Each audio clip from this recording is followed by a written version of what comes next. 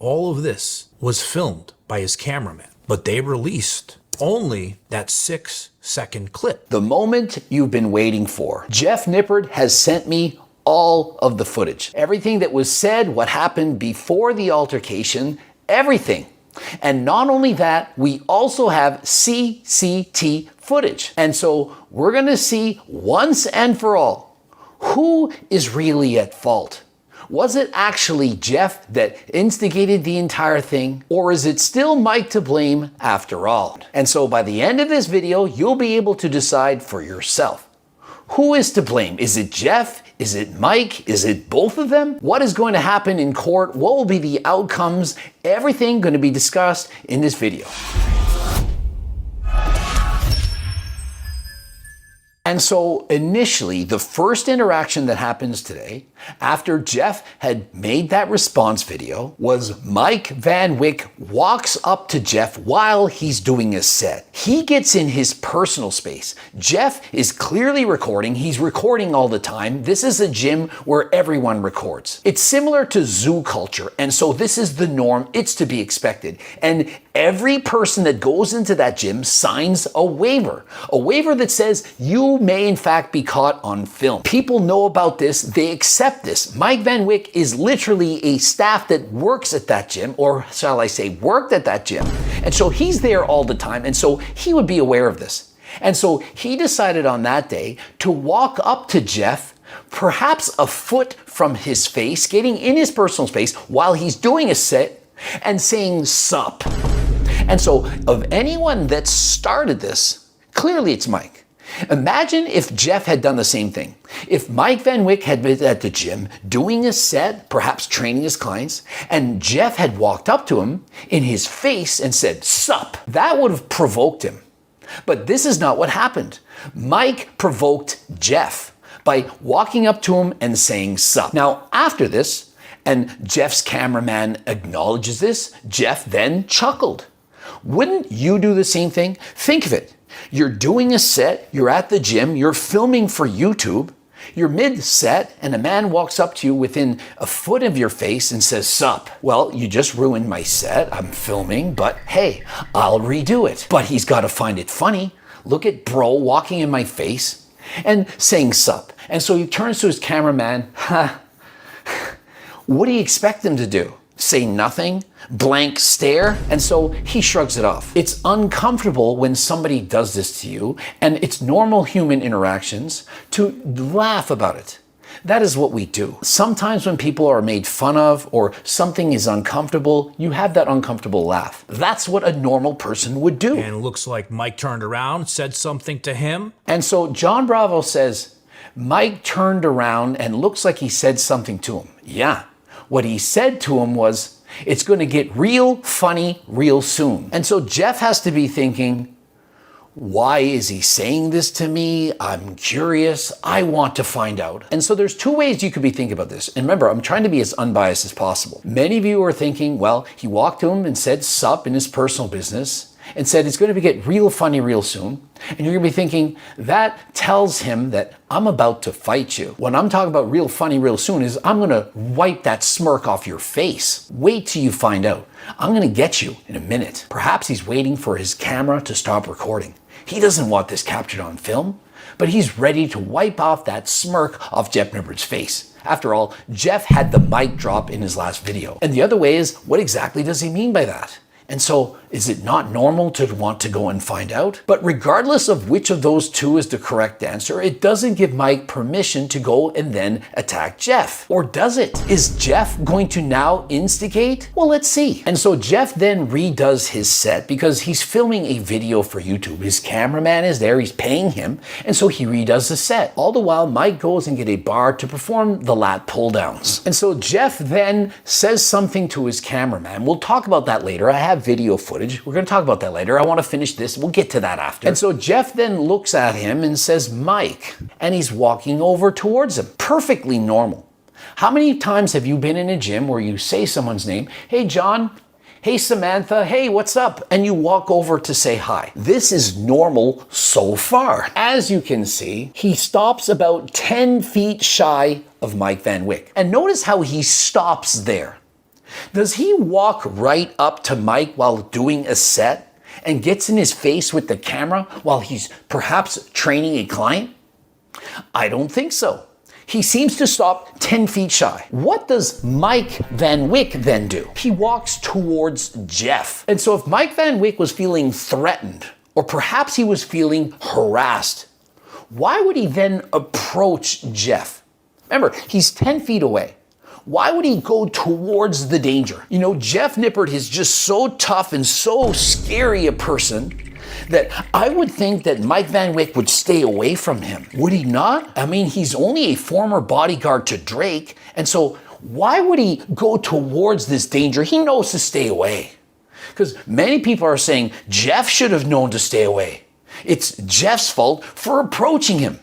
Jeff was asking for clarification on what exactly he meant by "it's gonna get funny real soon." And so Jeff stops at this moment. I don't see any hands in front of his face. I don't see a baseball bat or crowbar, nothing in his hands. And he appears to be just asking him a question from 10 feet away. And so does that give Mike the right to now approach Jeff and I'm asking you because many of you now think that it's okay.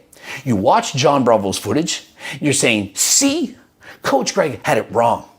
Jeff had it coming to him. And so as Mike approaches Jeff, you can see Jeff gets perhaps 1 foot closer. Hands are down. They're not in a position where he may in fact throw a punch. He's not looking aggressive. In fact, he looks a little bit timid. And as Mike gets even closer to Jeff, notice what Jeff does on purpose. And remember, he states this to me in his chat. Jeff literally puts his hands behind his back. In basketball, we would be calling this he does a block. He's standing like this. I'm not of danger. My hands aren't moving. There's no chance I'm going to hit you. This is not me squaring up to have a fight. And so he stands unaggressively with his hand behind his back. Mike Van Wyck decides to throw him with an open hand on the throat, pushing him over that bench. And what then transpires? Well, Jeff, he then falls over the bench. Of course he does. Lucky for Jeff, he doesn't fall and hit his head on either the floor or on the machines nearby. Those machines, that one where the bar could rack on, imagine hitting the back of your head like that. It could have ended very poorly. And so remember, in Canada, we have some strange rules. Laws, if you will. And it states that you're not allowed or permitted to approach someone with a camera as it may in fact be considered to be harassment. But remember, even if the court were to deem that this is harassment by Jeff, it doesn't give him the right to assault him. But even if it did, let's say Jeff walked up to him and was making fun of him the entire time with a camera. Exactly what Mike Israetel did to Coach Greg at the Mr. Olympia. Remember that? Approached me with a camera making fun of my voice. I never wanted to be part of this, but I'm playing along. All right, guys, I'm here with Greg Doucette. Ah! Man, it'd be cool to like fight a dog with just your hands and Let's say the court says, you know what? If somebody walks up to you with a camera, you have every right to hit that person, to push them away from you. You don't want to be filmed. They have no right to film you. Get out of my face. And at worst, if this was about a camera, you would grab the camera and put it down. You wouldn't attack Jeff. You would grab the camera and put it down. Does that not make sense? But what does he do instead? Jeff gets up and he yet again does the exact same thing. Mike tells Jeff to leave him alone, to stop talking about him. Mike says to Jeff that he told him to leave him alone a month ago. Last I checked, was it not Mike that was talking about Jeff? Mike is the one making videos talking about Jeff and other science-based lifters in the gym, saying, what have you accomplished? Why is it that you remain so mediocre, yet you know so much? I warned you, don't talk about me in videos. It doesn't work like that. People are allowed to talk about whoever they want. Do you think The Rock can go up to anyone and attack and assault him? Hey, Coach Greg, I heard you said I wasn't natural in a video. Choke slam. It doesn't work like that. And so after all this, he then goes and attacks the cameraman. Remember, the cameraman did nothing wrong. He's doing his job, and even once the assault happened, he put the camera down. He did not even continue to record. And so how could this possibly be considered harassment? The camera did nothing wrong. And so even if you side with Mike, You're just one of these kind of guys. You like bullies. If you snitch, you get a stitch. You're saying, yeah, but Jeff had it coming. This is not the world we want to live in. I ain't about that life. And so I don't care who you are. If you're siding with Mike, thinking what he did is okay, it's justified, then what is wrong with you? Let's say that cameraman was your child, your friend, your boyfriend. Would you think that that's okay for that to happen to him? I don't think so. And so my personal opinion is Mike is going to get convicted of both those charges and he's going to go to jail. Now, if he doesn't go to jail, he'll at least, in my opinion, be given house arrest and forced to take anger management courses. Do you really want men like this who have no remorse whatsoever? No remorse. It's not like he slipped and made a mistake and says, geez, what a stupid move I did. I can't believe I did this. Guys, I promise to never do it again. But he has no remorse. You've seen the stories he's posted on his Instagram, and you've seen the merchandise he's dropping. Have you seen the new merchandise? Are you kidding me? And so he stands to profit off this. Hey guys, buy my merchandise. Imagine being caught wearing his merchandise right now. If you buy his merchandise, what that tells me is that you support bullying. That's the kind of person that you are, not the kind of person that I'm going to want to talk to. You're literally supporting somebody that goes and attacks someone. And so it's 2024. I guess people are just going to try to stand out by being the exact opposite what a normal person in society should be. This part here, all of this, was filmed by his cameraman, but they released only that 6-second clip. Why did they only release that 6 clip when the footage from prior to that we see here is so important? And so here's the footage of what transpired before the assault took place.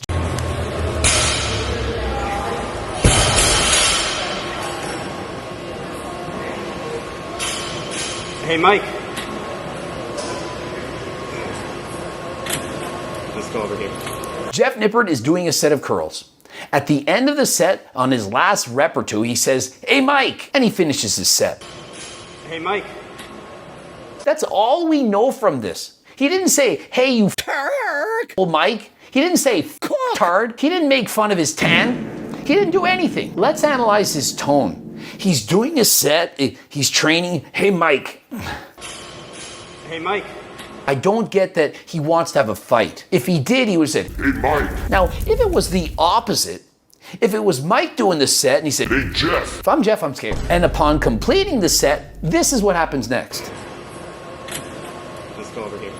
Jeff turns his camera to ensure that he's going to record this, and then he walks up to Mike. Remember, are you not going to feel a lot safer while a camera's recording than if it isn't recording? If Jeff were slightly nervous that perhaps Mike was possibly going to be a threat to him, that he perhaps might hit him, would he not want to have a camera to ensure his safety? Why do people have dash cams on their cars? But just because Jeff had a camera present, and just because many of you wouldn't have approached Mike because he's a big scary man with tattoos, doesn't mean that Jeff doesn't have the right to approach him. Remember, he didn't get up in his face. If he got to within 1 foot of him and started yelling at him, it's a different story. He got to 10 feet away from him. Mike then approached him. Mike Vic never said, do not approach me. Do not approach me. Do not approach me. If a man walks up to a woman and says, hi, my name is Jeff. My name is Jeff. The woman can't throat punch the man.